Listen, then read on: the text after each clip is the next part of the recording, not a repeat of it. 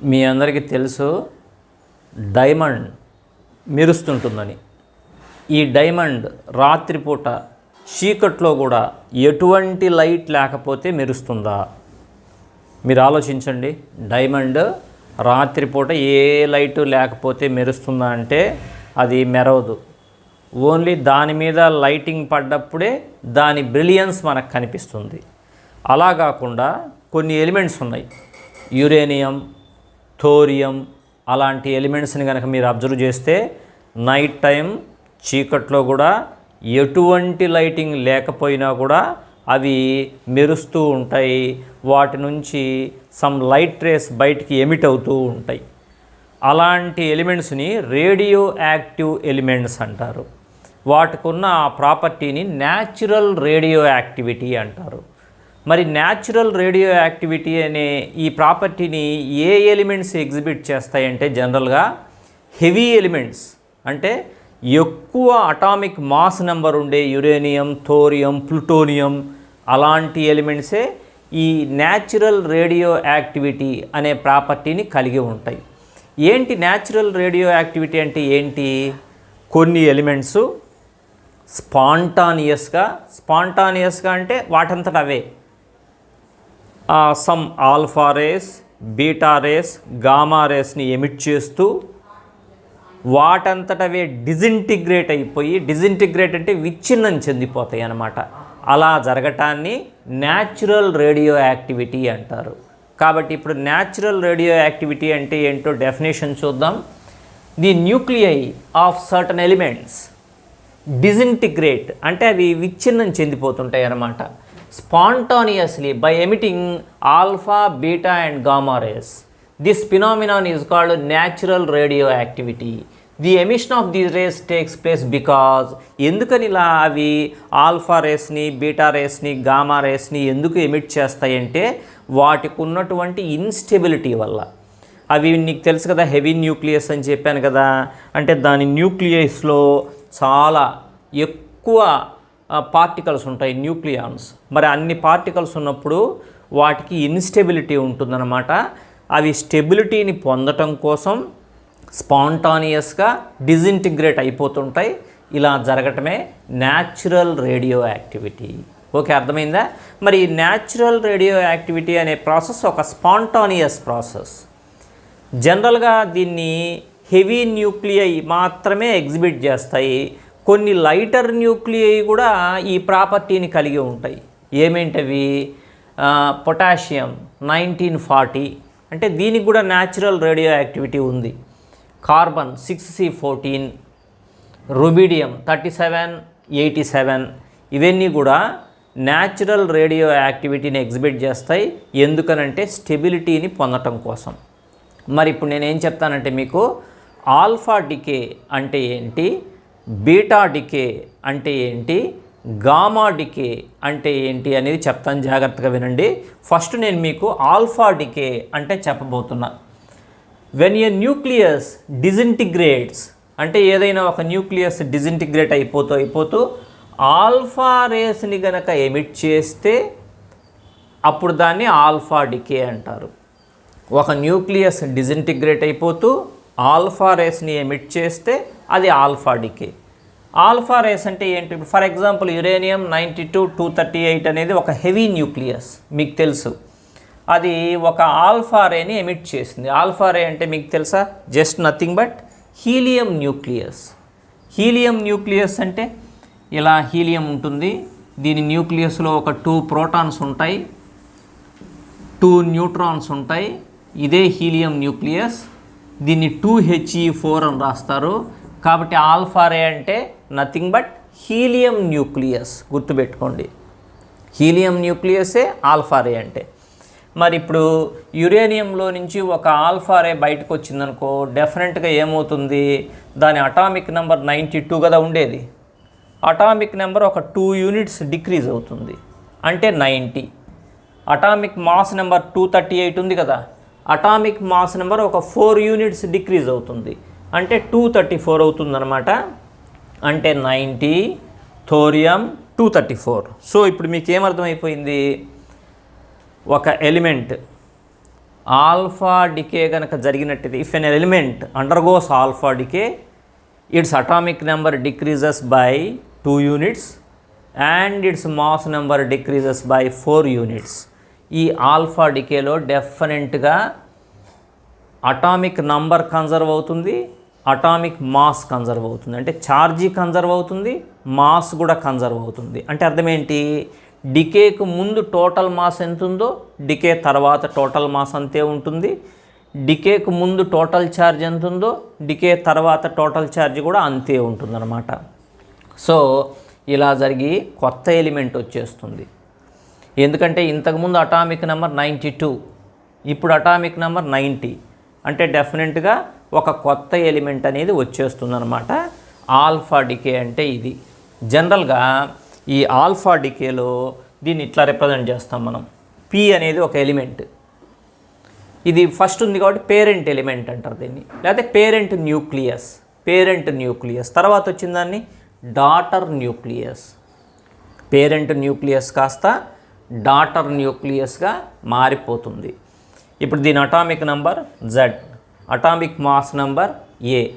ఇది alpha రేని emit చేసింది. ఇలా ఆల్ఫా డికేకి అండర్గో అయింది. అప్పుడు దీని అటామిక్ నెంబర్ 2 యూనిట్స్ తగ్గి Z-2 అవుతుంది, మాస్ నెంబర్ 4 యూనిట్స్ తగ్గి A-4 అవుతుంది. అప్పుడు Z-2 DA-4 వస్తుందన్నమాట. D అంటే డాటర్ న్యూక్లియస్. డికేకు ముందు ఉండే న్యూక్లియస్ ఏమో పేరెంట్ న్యూక్లియస్, డికే జరిగిన తర్వాత మళ్ళీ డాటర్ న్యూక్లియస్. ఈ డాటర్ న్యూక్లియస్కు కూడా రేడియో యాక్టివిటీ ఉందనుకోండి, మళ్ళీ అది డిజింటిగ్రేట్ అయిపోతుంది.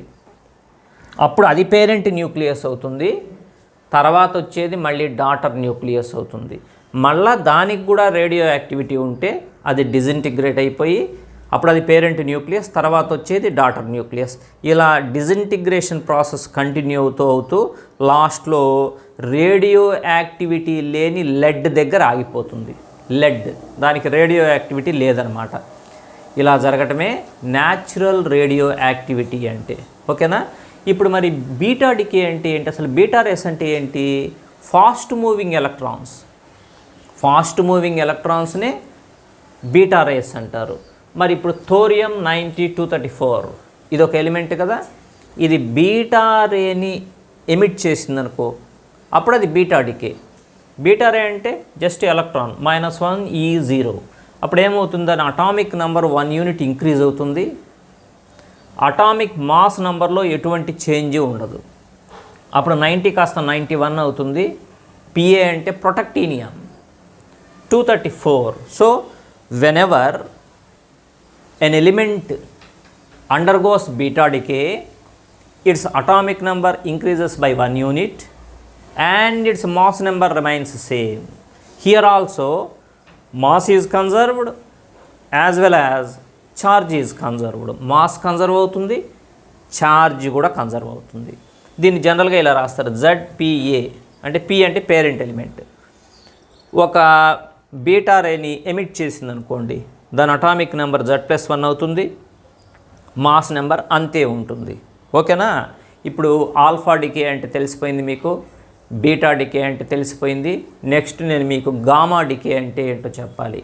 గామా రేస్ అంటే వాటికి మాస్ ఉండదు, ఛార్జ్ ఉండదు, nothing but electromagnetic radiation.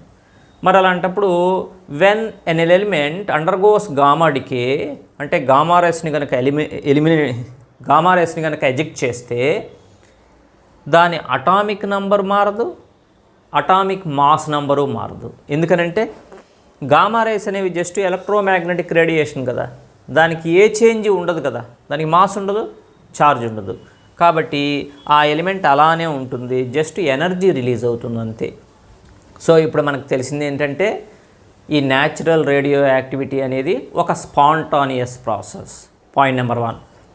Number 2, ఇలా డిజింటిగ్రేట్ అయిపోవటానికి కారణం ఏంటి అంటే వాటికి ఉన్న ఇన్స్టెబిలిటీ.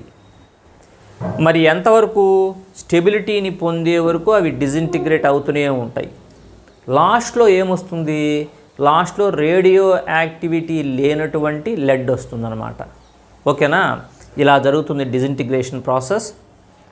ఇలా డిజింటిగ్రేట్ అయ్యేటప్పుడు అవి ఆల్ఫా రేస్ను, బీటా రేస్ను, గామా రేస్ను ఎమిట్ చేస్తూ ఉంటాయి. ఓకేనా. దీని తర్వాత మనం ఏం చేద్దామంటే ఈ alpha, beta, gamma rays properties నేర్చుకుందాం. ఫస్ట్ ఆల్ఫా రేస్ని గురించి చెప్పుకుందాం.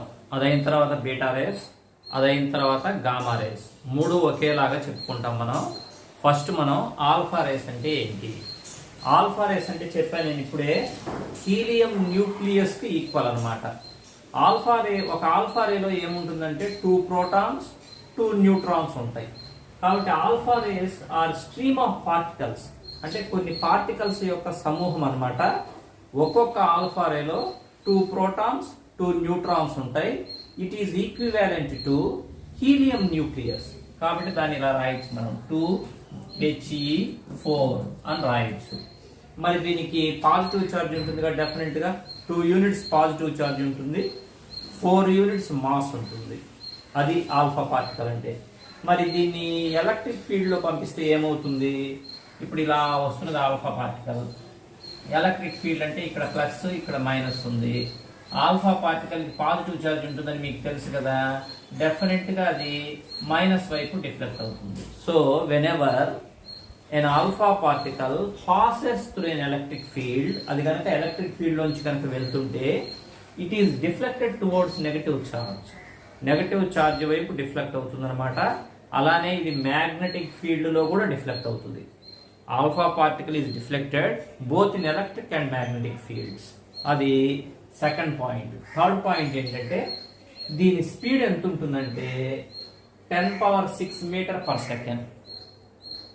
ఆల్ఫా పార్టికల్స్ స్పీడ్ అంటే లైట్ వెలాసిటీతో పోలిస్తే చాలా తక్కువ అనమాట. లైట్ వెలాసిటీ మీకు తెలుసు కదా, 3 × 10⁸ మీటర్ పర్ సెకండ్ కదా. దీని వెలాసిటీ 10⁶ మీటర్ పర్ సెకండ్ ఉంటుంది అనమాట. Next point number 4, alpha particles produce intense ionisation of the medium through which they pass. అంటే ఇలా ఆల్ఫా పార్టికల్ వస్తున్నది, ఇక్కడ అంతా మీడియం ఉంది. మీడియం అంటే ఎయిర్ అనుకోండి. ఆ ఎయిర్లో నుంచి ఇలా ఆల్ఫా పార్టికల్ వచ్చేటప్పుడు ఈ మధ్యలో ఎయిర్ మాలిక్యూల్స్ తగులుతాయి కదా, ఆ మాలిక్యూల్స్ని టచ్ చేస్తుంది కదా, ఇది బొంబార్డింగ్ చేస్తుంది కదా, అప్పుడు అయనైజ్ చేస్తుంది. అయనైజ్ అంటే ఎలక్ట్రాన్స్ని విడగొట్టేస్తుంది అనమాట. ఇంటెన్స్ అయనైజేషన్ చేస్తుంది. ఎందుకంటే ఇది కాస్త వెయిట్ ఉన్న పార్టికల్ కదా, దీని మాస్ ఎక్కువ కాబట్టి ఇది ఇంటెన్స్ అయనైజేషన్ని క్రియేట్ చేస్తుంది అనమాట. ఎందులో? Through which it pass.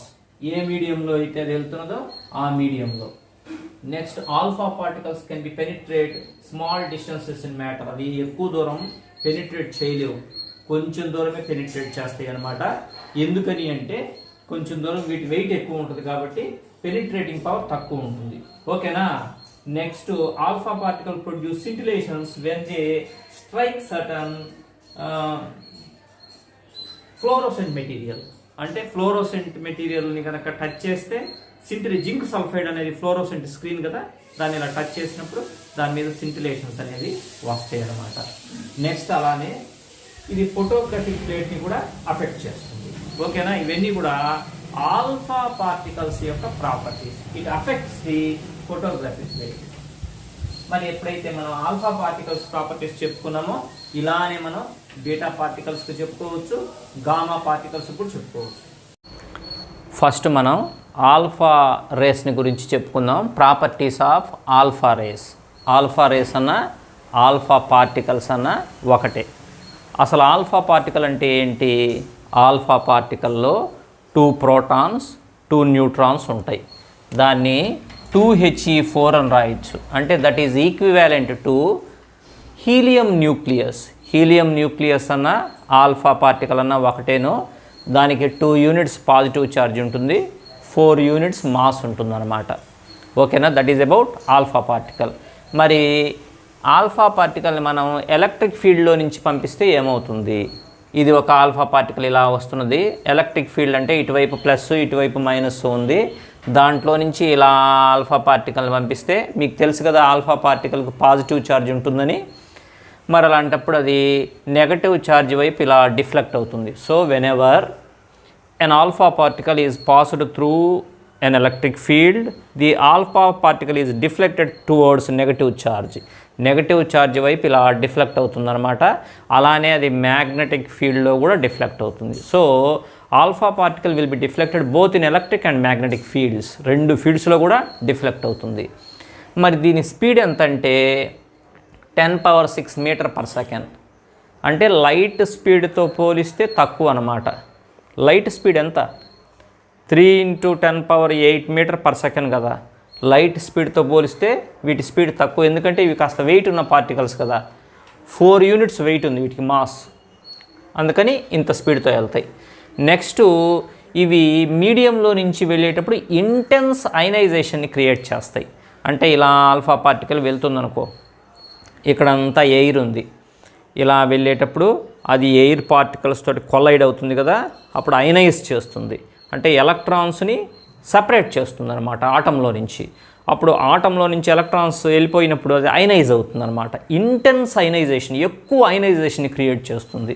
ఎందుకంటే ఇవి బరువైన పార్టికల్స్ కాబట్టి ఇంటెన్స్ అయనైజేషన్ క్రియేట్ చేయగలవు. నెక్స్ట్ ఆల్ఫా పార్టికల్ పెనిట్రేట్ అవుతాయి, అంటే ఏదైనా ఒక మీడియంలో ఇలా చొచ్చుకొని పోగలవు. ఆల్ఫా పార్టికల్ పెనిట్రేటింగ్ అంటే చొచ్చుకొని పోవటం అనమాట.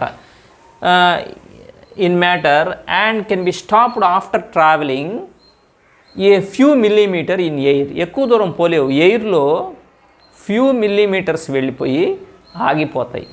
అంటే పెనిట్రేటింగ్ పవర్ ఎక్కువ ఉండదు, బరువైన పార్టికల్స్ కాబట్టి ఎక్కువ దూరం పెనిట్రేట్ అవ్వలేవు, కానీ అయనైజేషన్ మాత్రం ఇంటెన్స్ అయనైజేషన్ క్రియేట్ చేస్తాయి. మరి next alpha particles some zinc sulphide లాంటి ఫ్లోరోసెంట్ స్క్రీన్ మీద పడ్డాయి అనుకోండి, ఇది జింక్ సల్ఫైడ్ స్క్రీన్ అంటే ఫ్లోరోసెంట్ స్క్రీన్ అనమాట. అది అలాంటి స్క్రీన్ని టచ్ చేసినప్పుడు ఆల్ఫా పార్టికల్స్ మిణుకుమని సింటిలేషన్స్ని క్రియేట్ చేస్తాయి. మన టీవీ స్టార్ట్ చేసినప్పుడు ఎలా అయితే సింటిలేషన్స్ వస్తాయో, ఆల్ఫా పార్టికల్స్ కూడా ఈ జింక్ సల్ఫైడ్ స్క్రీన్ లాంటి ఫ్లోరోసెంట్ స్క్రీన్ని టచ్ చేసినప్పుడు సింటిలేషన్స్ అనేవి కలుగుతాయి. ఇవి ఫోటోగ్రఫిక్ ప్లేట్ని కూడా అఫెక్ట్ చేస్తాయి, ప్రభావితం చేస్తాయి అన్నమాట. ఫోటోగ్రఫిక్ ప్లేట్ మీద ముద్రలు పడతాయి ఈ ఆల్ఫా పార్టికల్స్ టచ్ చేసినట్టు. తర్వాత మరి బీటా పార్టికల్స్, గామా పార్టికల్స్ చెప్పుకోవాలి కదా, వాటి ప్రాపర్టీస్ ఏంటని ఇలానే చెప్పుకుంటాం.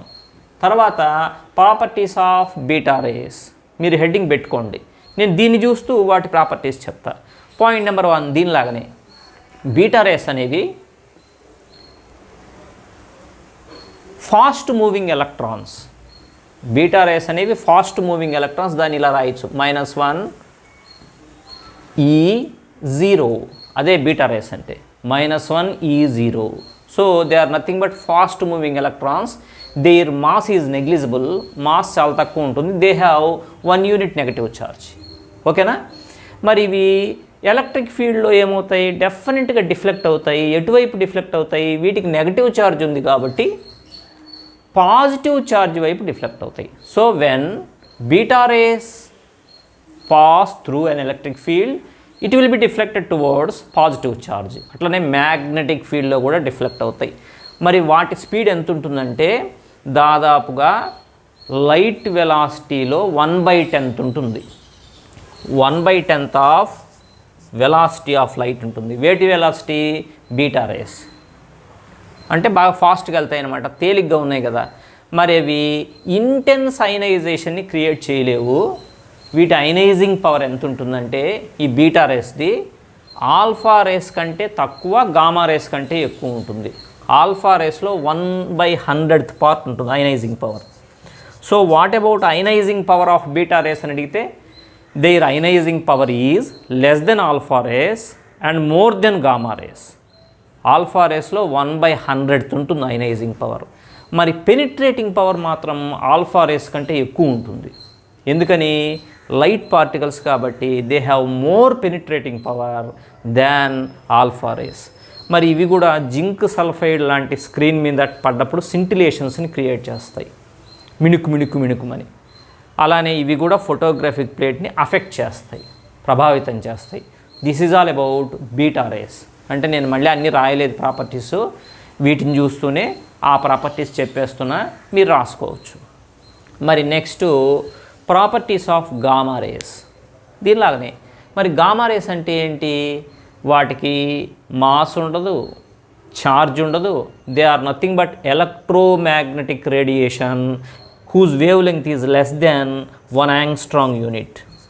గామా రేస్ అంటే ఏంటి అని మిమ్మల్ని అడిగితే ఏం చెప్తారంటే gamma rays are nothing but electromagnetic radiation whose wavelength is less than 1 angstrom unit అని చెప్పాలి. మరి ఎలక్ట్రోమాగ్నెటిక్ రేడియేషన్ అంటే మాస్ ఎంత? 0. ఛార్జ్ ఎంత? 0. మాసు ఉండదు, ఛార్జ్ ఉండదు.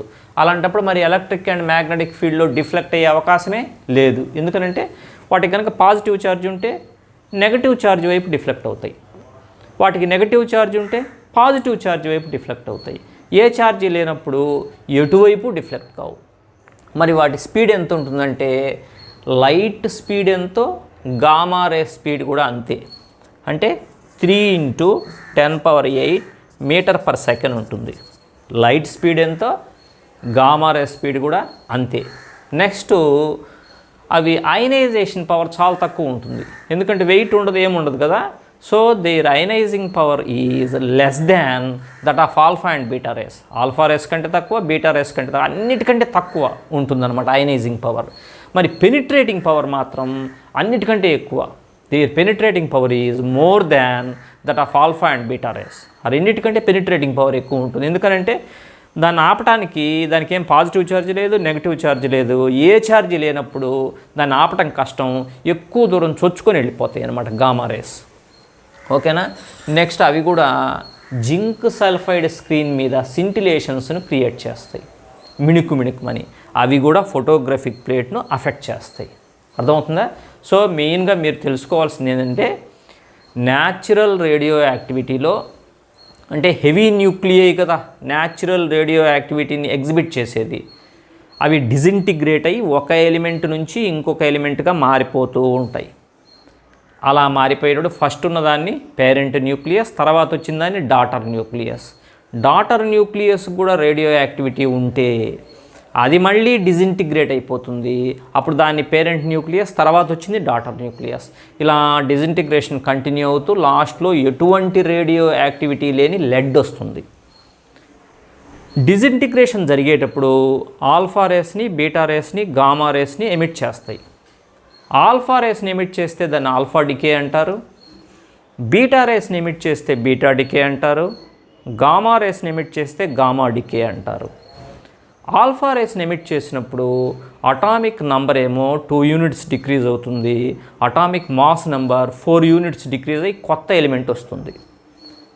అట్లా కాకుండా బీటా రేస్ని ఎమిట్ చేస్తే అటామిక్ నెంబర్ 1 యూనిట్ పెరుగుతుంది, ఇంక్రీజ్ అవుతుంది, అటామిక్ మాస్ నెంబర్లో మార్పు ఉండదు, కొత్త ఎలిమెంట్ అనేది వస్తుంది. గామా రేస్ని ఎమిట్ చేస్తే అటామిక్ నెంబరు మారదు, అటామిక్ మాస్ నెంబరు మారదు, ఆ ఎలిమెంట్గానే ఉంటుంది, జస్ట్ ఎనర్జీ రిలీజ్ అవుతుంది. కరెక్టేనా? మరి ఈ రేడియో యాక్టివిటీ, న్యాచురల్ రేడియో యాక్టివిటీని ఎందుకు ఎగ్జిబిట్ చేస్తున్నాయంటే స్టెబిలిటీని పొందటం కోసం. అవి ఇన్స్టెబుల్గా ఉంటాయి, హెవీ న్యూక్లియై. స్టెబిలిటీని పొందటం కోసం ఇలా డిజింటిగ్రేట్ చేస్తూ ఫైనల్గా హైలీ స్టెబుల్ అయినటువంటి లెడ్ అనేది ఏర్పడుతుంది. సో ఆల్ఫా రే అంటే nothing but helium nucleus, beta ray అంటే fast moving electron, gamma ray అంటే ఎలక్ట్రోమాగ్నెటిక్ రేడియేషన్. ఓకే.